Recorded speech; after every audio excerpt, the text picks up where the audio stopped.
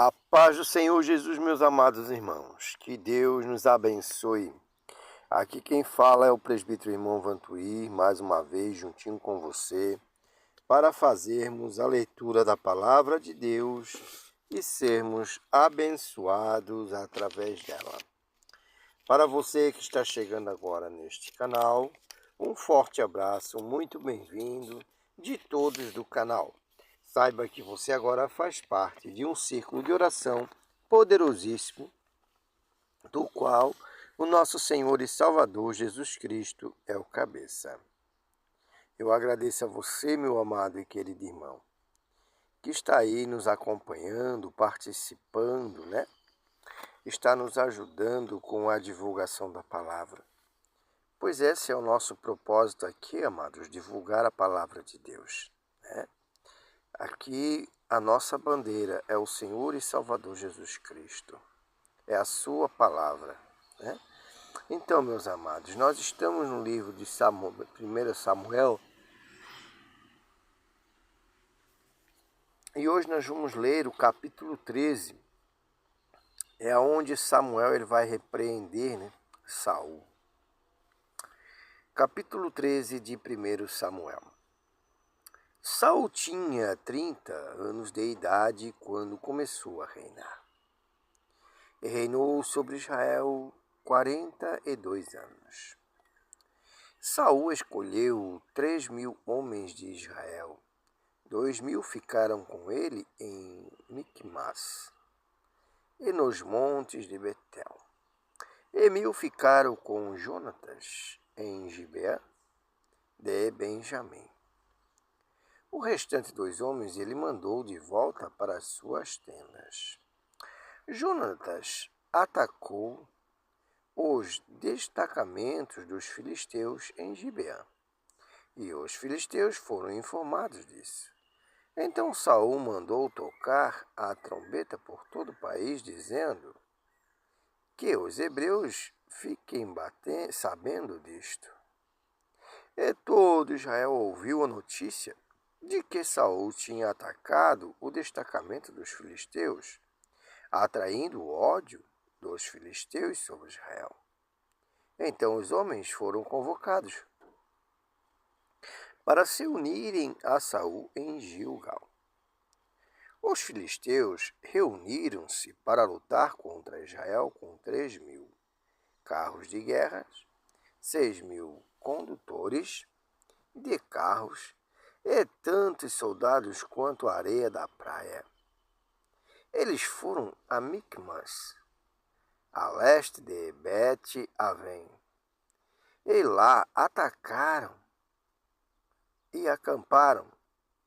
Quando os soldados de Israel viram que a situação era difícil e que seu exército estava sendo muito pressionado, esconderam-se em cavernas, em buracos entre as rochas, em poços e cisternas. Alguns hebreus até atravessaram o Jordão para chegar à terra de Gade e de Gileade. Saul ficou em Gilgal, e os soldados que estavam com ele tremiam de medo. Ele esperou 7 dias, o prazo estabelecido por Samuel, mas este não chegou a Gilgal. E os soldados de Saul começaram a se dispersar. Ele ordenou: tragam-me o holocausto e os sacrifícios de comunhão. Saul então ofereceu o holocausto. Quando terminou de oferecê-lo, Samuel chegou. E Saul foi saudá-lo. Perguntou-lhe Samuel: o que você fez? Saul respondeu: quando vi os soldados estavam se dispersando e que não tinha chegado no prazo estabelecido e que os filisteus estavam ungindo em Micmas, pensei: agora os filisteus me atacarão em Gilgal, e eu não busquei ao Senhor. Por isso senti-me obrigado a oferecer holocaustos. Disse Samuel: Você agiu como tolo, desobedecendo os mandamentos que o Senhor, o seu Deus, lhe deu. Se você tivesse obedecido, ele teria estabelecido para sempre o seu reinado sobre Israel. Mas agora o seu reinado não permanecerá. O Senhor procurou um homem segundo o seu coração e o designou líder de seu povo, pois você não obedeceu os mandamentos do Senhor. Então Samuel partiu de Gilgal e foi a Gibeá de Benjamim. E Saul contou aos soldados que estava com ele, era cerca de 600. Saul e seu filho, Jonatas, acompanhados de seus soldados, ficaram em Gibeá de Benjamim, enquanto os filisteus estavam acampados em Micmas. Uma tropa de ataque saiu do acampamento filisteu em 3 divisões. Uma foi em direção a Ofra, nos arredores de Sual, outra em direção a Bet-Aron, e a terceira em direção à região fronteira, de onde se avista o vale de Zeboim, diante do deserto.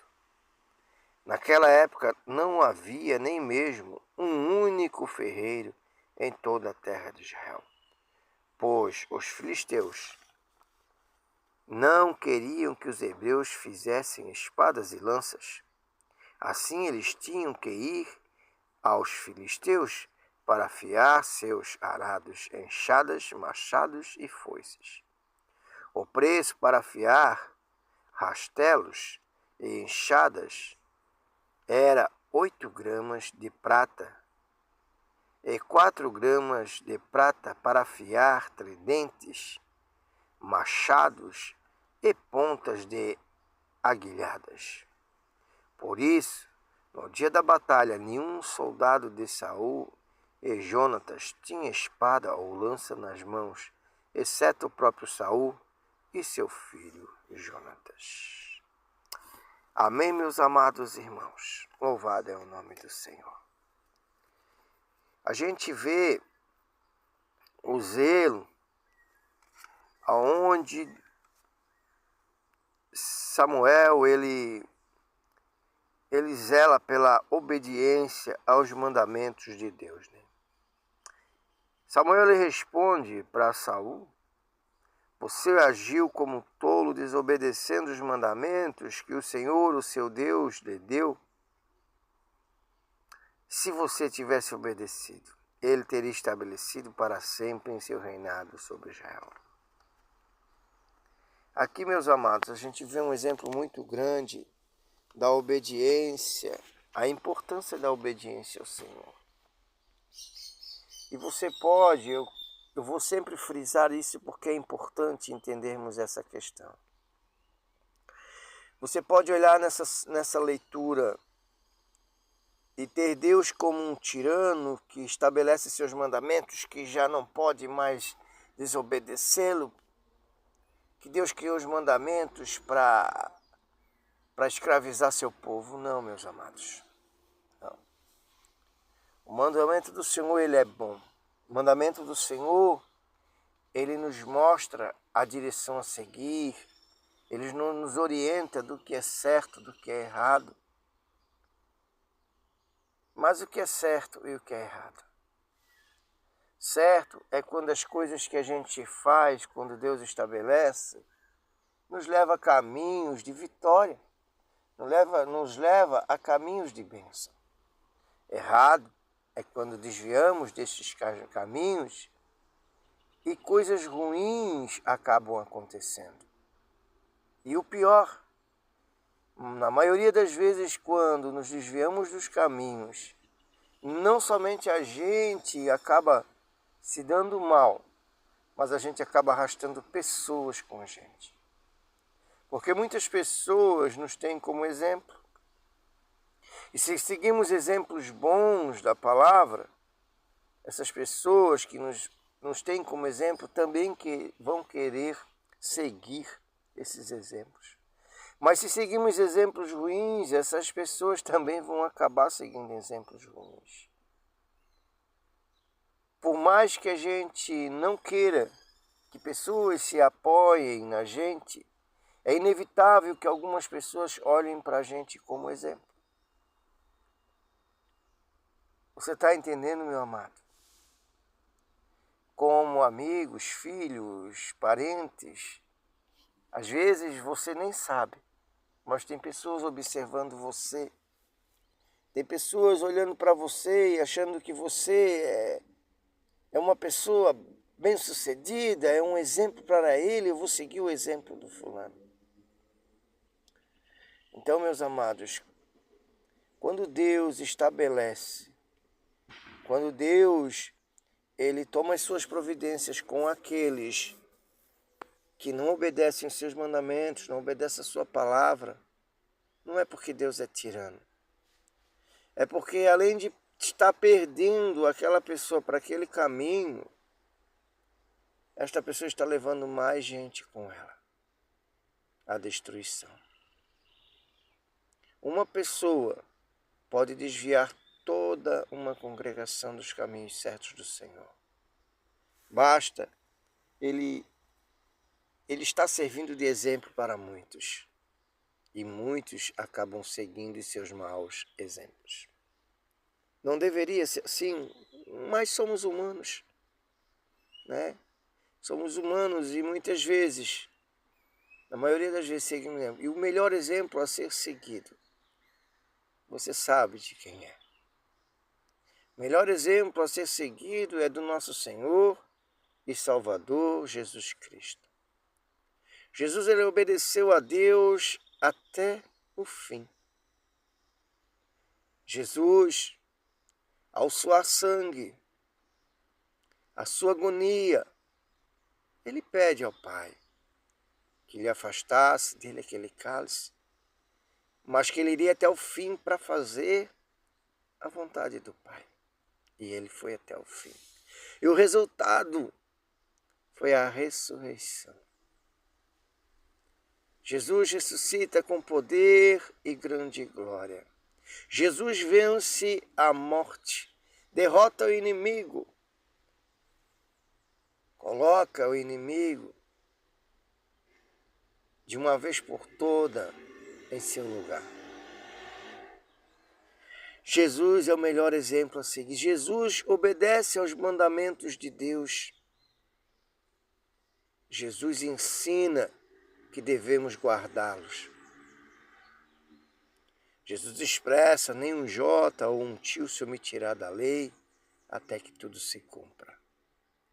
Jesus é o maior exemplo a ser seguido. Jesus não age com aspereza quando alguém lhe faz o mal. Jesus, ele não revida. Jesus, ele não julga de forma errada. Jesus, ele abençoa, ele ama, ele abraça, independente das condições em que a pessoa está. E quando Jesus faz isso, pessoas são salvas. Enquanto as pessoas apontam as outras como pecadoras, como falhas, Jesus, ele abraça, ele abençoa, a ponto que a pessoa se arrepende dos seus maus caminhos e passa a segui-lo. Então, se há um exemplo do qual nós devemos seguir, esse exemplo é o nosso Senhor e Salvador, Jesus Cristo. Pense bem, meus amados. O coração do homem é enganoso. Homens falham. O nosso Senhor e Salvador Jesus Cristo jamais falhou e jamais falhará com a gente. Tudo o que ele prometeu, ele vai cumprir. Amém? Irmãos, sou obrigado a parar por aqui. porque já estamos em 15 minutos e fica muito grande o áudio, né? E nós agora vamos fazer a oração da fé.